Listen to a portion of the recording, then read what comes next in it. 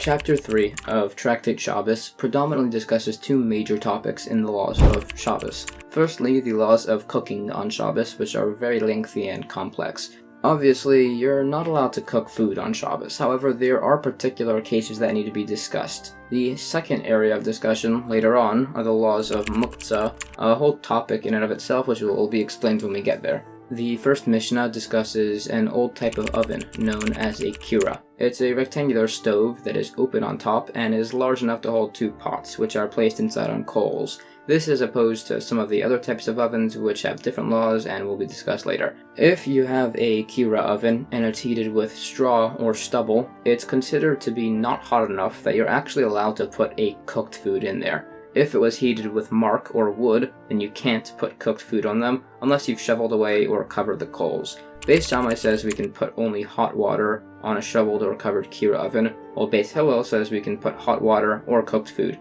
Beis Shammai also holds that you can remove something from a kira oven on Shabbos, but not return it into the kira. Beis Hillel says you can remove or return it. The Gemara asks, when it says you can't put cooked food on a kira with mark or wood, does that mean you can't put food down there? Or does it mean that you can't leave food on such an oven from before Shabbos? Apparently, it's discussing leaving food on the oven from before Shabbos, as otherwise the later points of the Mishnah, Beis Shammai and Beis Hillel's statements about being allowed to remove or return the food would be redundant. Or, alternatively, the Mishnah can be interpreted as follows. The first point, that if a kira oven is heated with straw or stubble, you can put food back there, and if it was heated with mark or wood, you cannot put food there unless it's shoveled or you cover the coals. So, according to this explanation, it's discussing placing the food down, and then, so it's not redundant, then it implies that you may leave food on such an oven from before Shabbos, even without shoveling the coals. So, Beis Hillel and Beis Shammai's next statement about which types of food are allowed is in regards to that case, and then the last point of disagreement as to whether you're allowed to remove or return the food is on the original topic about placing the food down. We try to bring a proof for this point that we're discussing placing the food down because it says elsewhere that this is only about putting food on top of the kira oven and not into the actual thing, as that's too hot, as that implies like our case, but no, as that could be specifically towards the later part of the Mishnah, which is, according to everybody, clearly referring to placing the pot up and down. We try to bring a proof towards the opposite now from a case of two kira ovens that are joined by a single wall, but again, that's disproved. Okay, bit of a new point. Regarding a kira oven that you can't put cooked food inside, because the coals aren't shoveled. Does this apply only to inside or on top of the oven, or also to placing it directly beside it? We can't prove anything from a unique case where it says you're allowed to place it on top, as there's a difference there as there's ventilation. Here, it's on the ground directly next to it, so that wouldn't apply. So we try to bring another proof. In the end, we say pretty clearly from a different source that you're allowed to put the food beside the kira and not on top of it. Okay, another point. If you bank a kira oven and the oven flares up, you're allowed to leave fully heated hot water or fully cooked food on it. This teaches that you're allowed to leave food that gets better as it condenses, even though the oven flared up, which you might have thought reverts the oven to its original status. This also applies even if you use coals from rosenwood, which are extremely hot. According to others, if your kira oven was heated with mark or wood, you can leave not fully heated water or not fully cooked food on it from before Shabbos, and you can put it back there if the coals were shoveled or covered. This is basically redundant from the Mishnah, but it does teach us an inference about bread. There are further opinions on different aspects of this topic, but that's the idea. There's further debate even about certain foods, as some say it matters if the food gets better as it condenses or worse as it condenses. It also mentioned an egg dish that improves as it's cooked that apparently was greatly enjoyed. By Beis Hillel's opinion that you can return the food to the kira even on Shabbos day. Others agree. There are qualifications to this and variations if you put the food down on the ground or not and you're still holding it, if you can return it to the kira. There are also a few miscellaneous cases, such as hanging the pot on a peg, putting it on a bed, or others that go unresolved. Okay, new Mishnah, now discussing the next type of oven.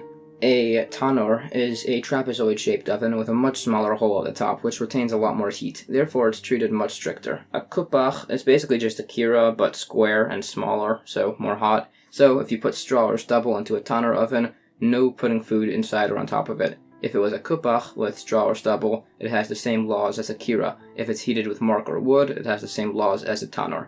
The Gemara brings an opinion that some hold that while you cannot put foods in or on top of a tanur, putting food beside it is allowed. This is attempted to be disproved from some other discussions, and we do have a source that seems to say that it's not allowed. A kupach oven is somewhere between a kira and a tanur in regards to its heat levels. It also gives the definitions of these ovens. Okay, new Mishnah. The previous few were discussing certain types and variants of oven, so now we're going to be discussing some odd or atypical forms of cooking food. No placing an egg next to a hot kettle so it cooks a bit, nor may you cook an egg on scarves that have baked in the sun. Rabbi Yossi allows this. You also can't bury it underground so it bakes in the sun. There was a case where the people of Tiberia had a pipe of water running through a hot spring to heat it, and it was ruled that if the water flowed through on Shabbos, it's like you heated water on Shabbos, so you can't use it for bathing or drinking. If it was on a holiday, you could only use it for drinking. The Gemara discusses the first case, placing an egg next to a kettle, and says if it cooks even a little bit, it's in violation of a biblical obligation, and you'd be required to bring a chatas offering to the temple. It quotes a source from a later discussion.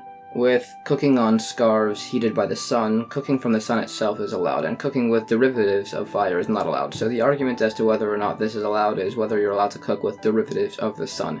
Rabbi Yossi holds leniently in that regard, but he doesn't allow you to cook food underground, which is kind of a derivative of the sun, as there's two different concerns there, which is that if this is allowed, somebody might mistakenly believe that he's allowed to insulate his food in hot ash, which he's definitely not. And the second concern is that you might dig earth, which is not allowed either on Shabbos. Although, that second case would actually be permissible if it's loose earth. We try to bring a disproof for the second opinion that it says you can cook an egg on a roof, but that's not valid as roofs don't typically have loose earth. We try to bring a disproof from the later brought case of the pipes moving through hot springs, but that wasn't allowed by anybody, as it's a derivative of the sun. And even Rabbi Yossi says no, as he said it's a derivative of fire, as it's by the gates of Gehenna. Based on the water pipe issue, we learned it's not allowed to insulate food on Friday with material that gets hotter over time. Some say the law followed that the pipes were actually permissible, but in the end they decided to disassemble the pipes to follow the law that it's not allowed.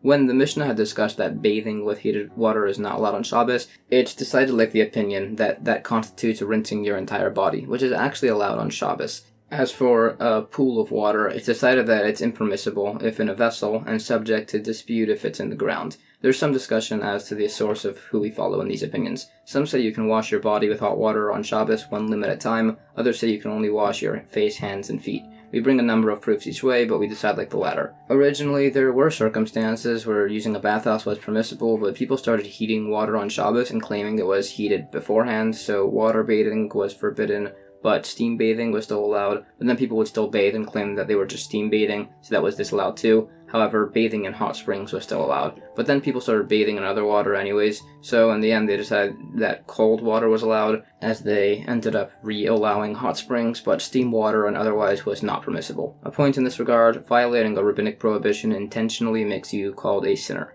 Also, you can just walk through a bathhouse on Shabbos, but if it's a smaller one in a small town, it's not allowed, as due to it being smaller, it's filled with steam, and walking through is basically steam bathing, which is forbidden. Similarly, you cannot rinse in cold water and then sit by a fire, as then you're heating the water that's on you. A similar rule, you may place a hot towel on your stomach on Shabbos for health reasons, but not on a hot kettle, which is actually never allowed because it's dangerous as you could get burnt. Then there's a discussion about heating other things by a fire on Shabbos. There's discussion about pitchers of water, flasks of oil, just to make them not cold. Anointing yourself with oil and heating it, there's discussion, but the rule is that you can heat up to the point of yad saladazbai, a very important concept in regards to the laws of cooking, which is the level of heat that your hand would recoil if placed on it.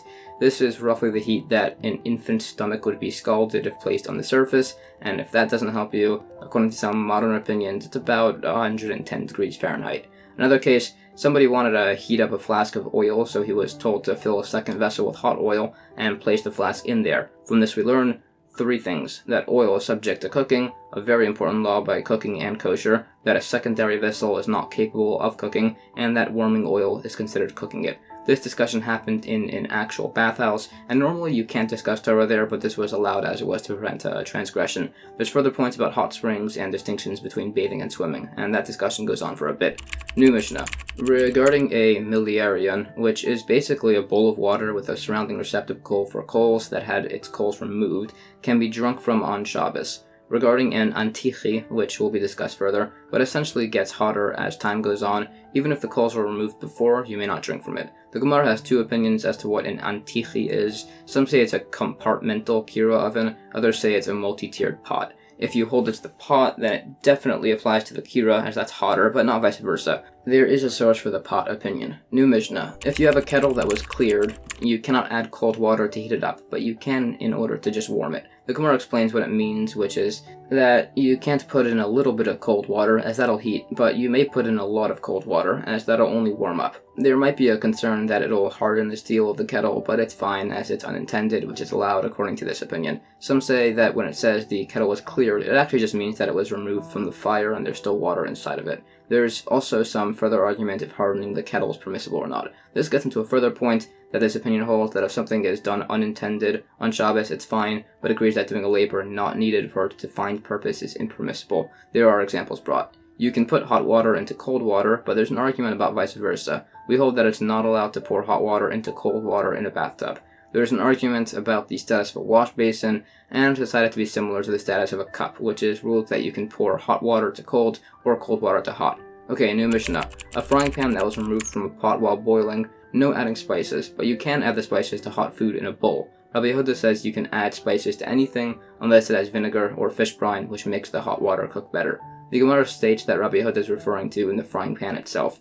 There's variations of an argument about salt. Some say it cooks like all their spices, some say it cooks even in a secondary vessel, and some say it won't even cook in the first vessel. New Mishnah. For the remainder of this chapter, we're going to be discussing the laws of Muktzeh, which is essentially a rabbinic ordinance against touching anything that, for whatever reason, does not stand to be used on Shabbos or holidays, so therefore just isn't allowed to be touched at all. There are many categories of this, so let's get into it. No placing a vessel to catch dripping oil from a lamp on Shabbos, but it's allowed to be placed before Shabbos. You cannot benefit from the oil, as it's not prepared for use on Shabbos and is Muktzeh. The Gemara discusses a similar case about placing a vessel under a hen to catch its egg that it'll lay so it doesn't roll and break, which is not allowed. However, you may place a bowl over the egg to protect it. The logic is, he holds it's allowed to move something to protect the Muktzeh item, the egg, if the concern of it being damaged is common, and it's rare that a chicken lays an egg on a slope, so that's not allowed to protect it, but it is common for the egg to be laid in a dangerous place for the egg, like a trash heap, and it may therefore be covered. It brings a number of attempted disproofs, but they all involve common cases of danger, like earthenware kegs which burst often,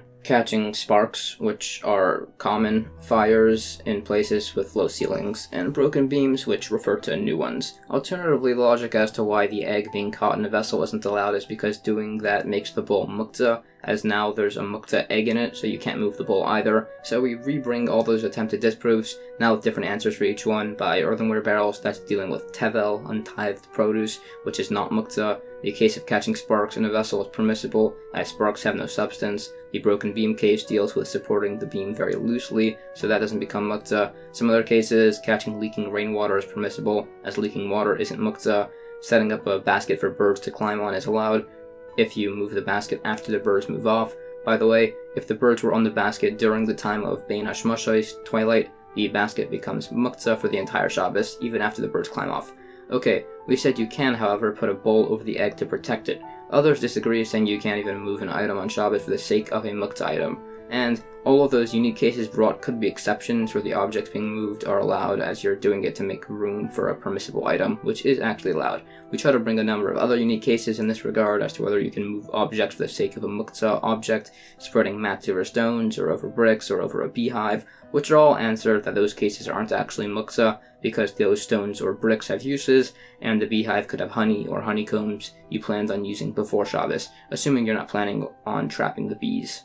There's some discussion as to the source of that point. In fact, as a support for this opinion, that you can't move something for something Muktzeh, there's a case of a corpse rotting in the sun, which is Muktzeh. So it describes a method of which being able to create an awning, which can't be placed straight down, like this opinion. Rather, some people should sit right next to the corpse, and when they feel the floor is too hot, they should get beds to sit on, and then when they feel hot on top, they bring an awning, and then they leave, creating a cover for the corpse in a permissible manner. There are some other methods of moving the corpse. Some say you should roll it from bed to bed. Some say to put a loaf of bread on the corpse, and that allows you to move the body for the bread. Everyone allows the bread method. The disagreement between the two is if you have no bread on hand. The first opinion, about rolling from bed to bed, allows you to move Muktzeh indirectly, unlike the other opinion. There is a similar discussion elsewhere about moving a corpse away from a fire, but there the opinions cited both agree that you can't move Muktzeh indirectly. One of them, however, allows it out of concern somebody might be so distressed that the corpse is going to burn that then they'll extinguish the fire, which is definitely not allowed. That's the law we follow. Last point, leftover oil from a lamp or bowl is debated if it's permissible. New Mishnah, some further points on Muktzeh. You can move a new lamp, as it could still be used for things besides for lighting candles, but not an old, used one. Rabbi Shimon holds you can move any lamp as long as it's not actively burning. There's some further argument about this quoted elsewhere. It says elsewhere that a cup, bowl, or beaker, which are being used as lamps, they cannot be moved, difference being that these are large and can hold lots of oil and won't burn out before Shabbos ends. There's similar argument about a lit metal candlestick. A new opinion, if you verbally designate a bed to store money for Shabbos, it cannot be moved. This is explained to not contradict the lamp opinion, as what he's saying is that if the bed is designated to hold money, it can't be moved only if there's actual money on it. And the usual exception in regards to money being there on Bein HaShmashos, twilight, it's Muktzeh no matter what, all day, if that applies. This is argued a bit further. There's some further discussion on the classifications of Muktzeh, cases about wheat, eggs, oil, comparisons to stipulations regarding decorations on a sukkah, but this opinion holds that a useful item is not considered Muktzeh if it's set aside, unless it was set aside for a mitzvah. He also apparently holds that the only foods that are Muktzeh are not fully dried figs or raisins, as they can't really be eaten yet. Another opinion holds it's all fruits put out to dry, with his logic being that if it was left on a roof, he's taken his mind off of them. There's also comparison to a case regarding watering certain animals, whether domestic or otherwise, and more regarding chickens and eggs. And then a bit with a candelabra, which have a special status as they have a specifically designated place. There's more argument about a candelabra, with a debate being over a small candelabra with grooves, which look like different sections, and that could be problematic. This gets a bit more into discussions on lamps too. This also gets into a point about releasing vows in regards to things that are necessary for Shabbos. Point is, there are a lot of suggestions, proofs, and disproofs to figure out who exactly the opinion is held like in regards to the logical principles of Muktzeh. A bit more on lamps and vessels, some points on bed assembly also. The rule in that regard as to assembly, which is that it's allowed to assemble things if the components fit together loosely, and you may not assemble something if it's a tight fit, even if you do it in a loose manner. Okay, last mission of the chapter. You may put a vessel under a lamp to catch sparks, but may not put water in this vessel, which extinguishes the sparks as they fall. This is allowed, as mentioned a lot earlier, as sparks have no substance, so you're not making the vessel unusable. Placing the water is not allowed, as you're doing something which directly causes fire to be extinguished, and extinguishing things is not allowed on Shabbos. And with that, that's the end of chapter 3.